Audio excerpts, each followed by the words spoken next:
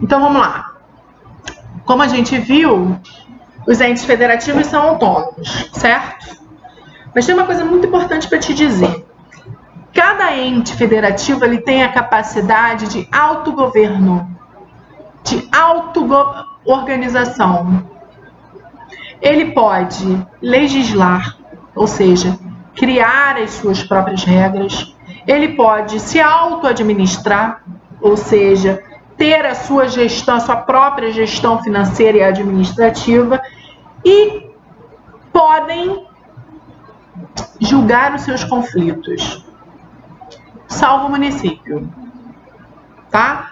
O município não tem uma corte que julga os seus conflitos, como tem o Estado. O Estado tem um Tribunal de Justiça que é responsável por julgar os conflitos do Estado e do município.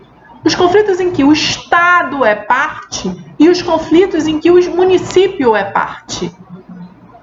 Os conflitos daqueles que residem naquela área geográfica, ok?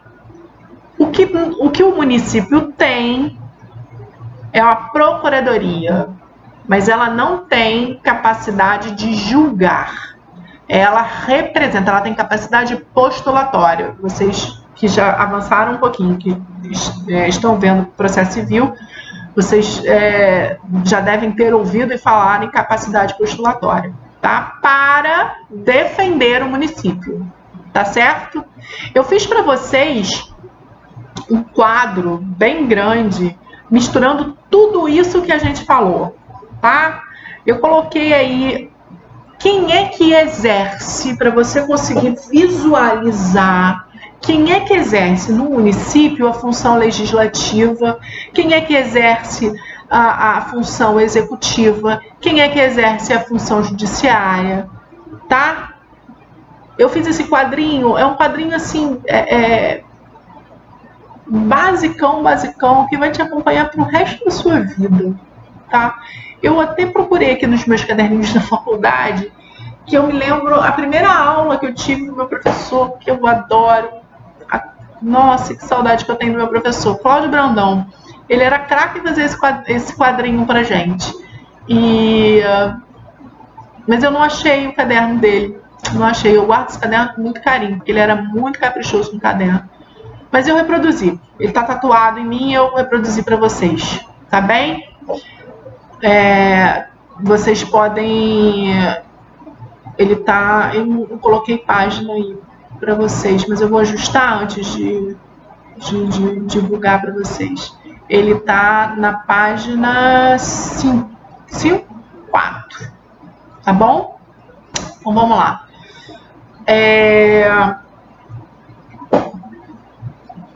Nessa situação de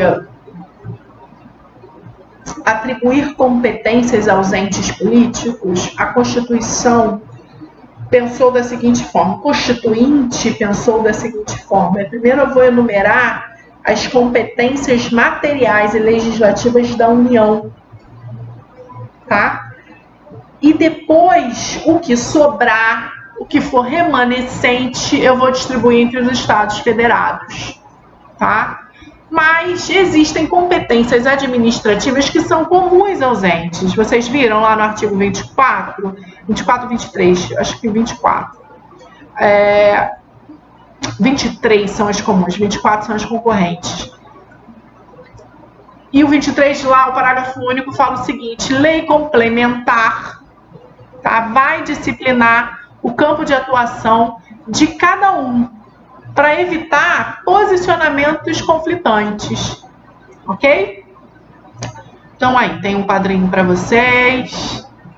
Agora tem uma noção que é muito importante você ter. Depois de você entender que as competências são atribuídas pela Constituição, você precisa saber o seguinte: a Constituição é a lei maior.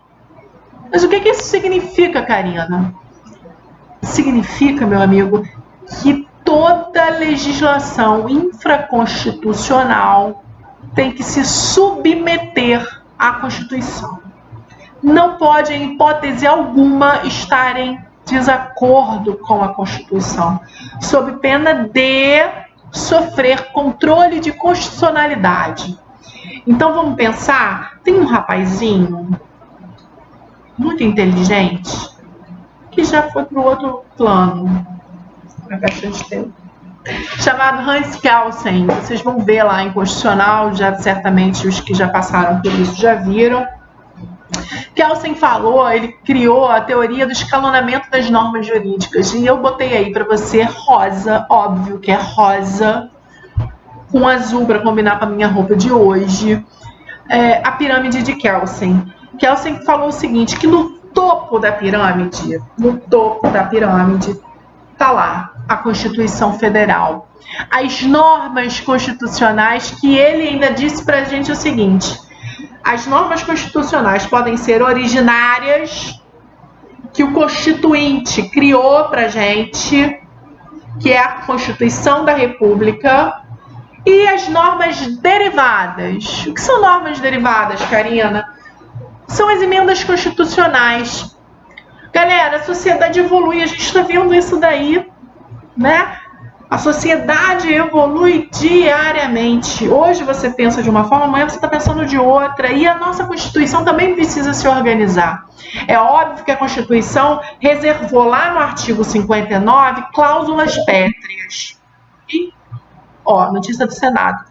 Coronavírus, balanço registra mais de 19 mil mortos. Notícia quente da hora. Vambora, vamos seguir. Então vamos lá. Karina com essa mania, né, de se perturbar com essas coisas. Mas vamos lá. Onde que eu tava?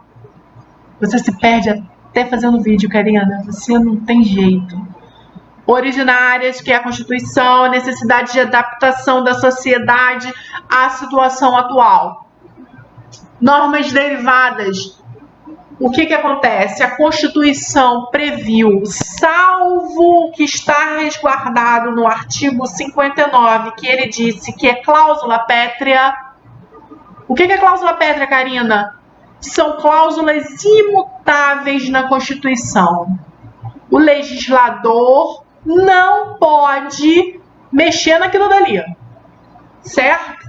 Vamos lá ver quais são as cláusulas pétreas, só para você ter uma ideia. Artigo 59, KK.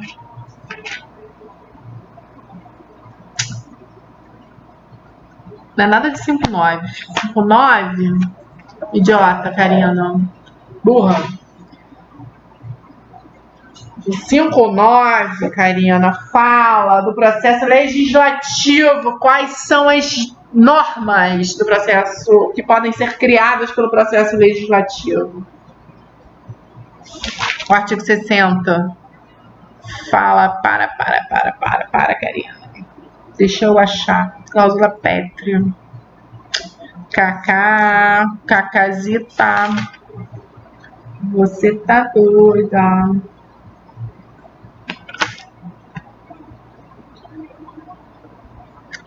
Cacazita. Cacazita, não é 59, é 60, parágrafo 4º, Cacá. Vamos lá. Não será objeto de deliberação a proposta de emenda tendente a abolir a forma federativa de Estado, o voto direto, secreto, universal e periódico, a separação dos poderes e a coisa mais linda do mundo, os direitos e garantias fundamentais, individuais. Isso é cláusula pétrea, Karina. Ninguém pode mexer nesse babado, ok? Então vamos lá. Nessa possibilidade de adaptação da sociedade, da Constituição à sociedade, a Constituição previu lá um sistema para que se façam emendas. E essas emendas constitucionais são tidas como normas constitucionais. Karina, o que acontece com essas emendas? Elas incorporam ao texto da Constituição e isto se torna um todo indissolúvel. tá bom? E o que está abaixo da Constituição? As normas infraconstitucionais, que são as leis complementares, as leis ordinárias, as leis delegadas, as medidas provisórias, os decretos legislativos, as resoluções, os decretos regulamentares, as portarias. Ok? Tá tudo aí, escrito para você, tá bom? Você sacou qual é a parada? O verticalismo, no qual as normas constitucionais são soberanas em relação às demais. Então a gente fechou. Observe o seguinte: cada ato normativo tem a sua característica, tá? Por exemplo, a lei ordinária é aprovada por maioria simples e exige a presença de mais da metade dos presentes no plenário. Mas a lei complementar, ela é aprovada com um pouco mais de dificuldade, precisa de um quórum maior, ela precisa de maioria absoluta e exige que para aquela matéria o voto seja favorável de mais da metade dos integrantes da Casa Legislativa. Lembra lá que a gente viu que quais são as casas legislativas da União? Quem forma o Congresso Nacional? Câmara do Deputado, Senado Federal, tá? A outra diferença é a enumeração das matérias que vai ser objeto de lei complementar. Essas matérias estão enumeradas na Constituição, tá bem? Agora, vamos falar um pouquinho de medida provisória, tá? O que é medida provisória? Você precisa saber isso agora, não precisa? Nós temos aí várias medidas provisórias acontecendo. Você, como estudante, precisa entender o que é uma medida provisória. Medida provisória é um ato exclusivo do presidente da República, tá? Ela só pode ser editada em situação de relevância e urgência. Tá bem? A Constituição vai te dizer o que é isso. Apesar de produzir efeitos imediatamente, a medida provisória precisa de apreciação posterior das casas do Congresso Nacional. Então, a Câmara e o Senado, ela precisa ser aprovada para se converter em lei ordinária, ok? É bem o que nós estamos vivendo. Nós estamos vivendo uma situação especial. O que faz o presidente da República? Ele edita imediatamente uma medida provisória. Tá? Essa medida provisória ela tem um prazo de 60 dias, prorrogáveis por mais 120 dias. Por quê? Em 45 dias, se não entrar em pauta da Câmara e do Senado, a Câmara e o Senado entram em regime de urgência, porque tem que decidir se a medida provisória vai ser ou não convertida em lei. Enquanto não for, eles não trabalham. As outras deliberações legislativas estão suspensas. Fechou comigo? Você conseguiu entender a importância da medida provisória? Situação de relevância e urgência.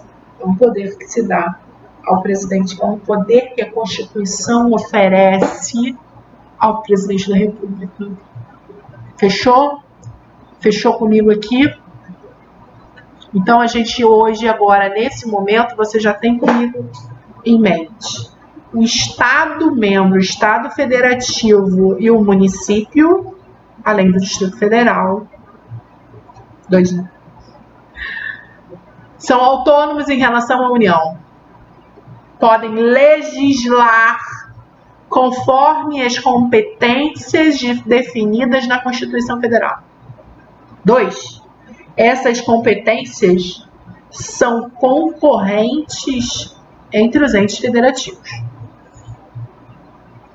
Ok. Existem competências que são comuns Existem competências que são concorrentes, existem competências que são supletivas. Nós lemos ali alguns dispositivos. É importante saber que a Constituição diz isso para você. A sua fonte de pesquisa sempre será a Constituição, ok? E o mais importante, há uma hierarquia de normas. As normas infraconstitucionais devem sempre se fundamentar nos princípios constitucionais. Sob pena de quê? Controle de constitucionalidade e invalidação da norma. Revogação da norma. Ok? Então, vamos embora. Vamos embora, que o tempo urge. Como dizia o outro, ruge. Agora a gente vai fazer o seguinte, a gente vai... Deixa eu ver quanto tempo tem esse vídeo aqui. 16 minutos. Eu acho que dá pra gente avançar mais um pouquinho. Agora a gente vai entender o seguinte.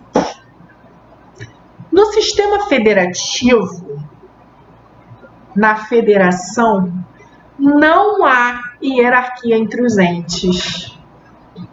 Você sabia disso?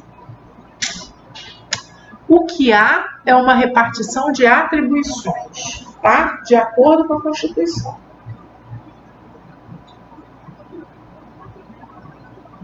Deu você aqui, alergia no peito. Para que haja uma organização, tá? Para que haja um fomento de interesses, o Constituinte estabeleceu uma norma combinando esforços de todos os entes federados. Qual é o ideal? Sistema de cooperação. Que a União, o Estado e os municípios hajam em sintonia, cooperando um com o outro, com o mesmo pensamento. O que não pode haver, sob pena de quebra do Pacto Federativo. Lembra que eu te falei que o Pacto Federativo é uma cláusula pétrea? Sob pena de haver rompimento do Pacto Federativo. Ah, Karina, mas a Constituição não é expressa em relação a muita coisa. Ela só diz lá, no artigo 23, que é uma competência comum dos estados, da União, dos estados, dos municípios e do Distrito Federal, legislar sobre saúde. Mas existe lei tratando desse assunto. Tá bom, meus amigos? Primeira ideia já entrou na sua cabeça? Vamos lá. Quando não existir norma expressa na Constituição, lei complementar vai produzir essa lei, tá? Vai produzir essa norma, ajustando a lacuna da Constituição.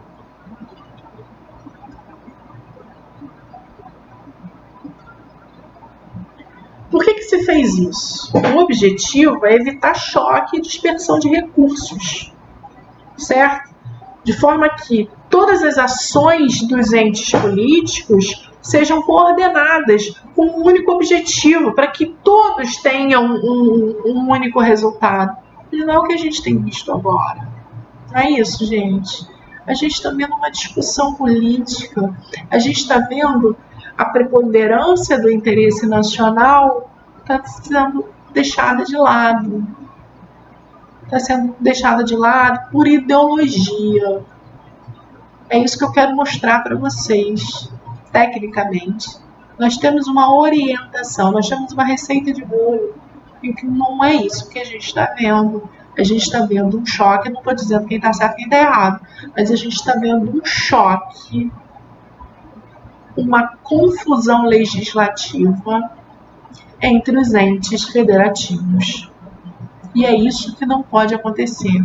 Se o critério da colaboração entre as partes não funcionar, entre os entes federativos. Se os entes federativos não colaborarem entre si, o que deve preponderar, o que deve ser dado validade é o critério da preponderância dos interesses. E aí, mesmo não havendo hierarquia entre os entes que compõem a federação, a gente vai falar em hierarquia de interesses, em que os mais amplos, os interesses mais amplos, os interesses da União, os interesses nacionais deveriam preferir aos interesses restritos dos estados.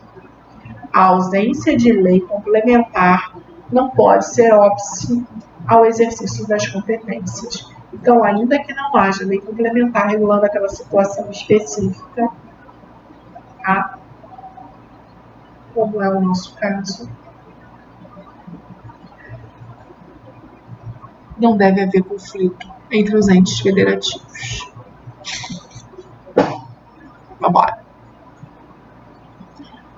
O que é mais comum acontecer são os entes federativos conflitarem porque não querem exercer a sua competência. É bem o contrário do que está acontecendo agora, né?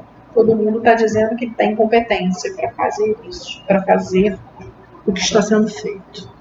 Então, esse olhar crítico que eu quero que vocês tenham, tá bem?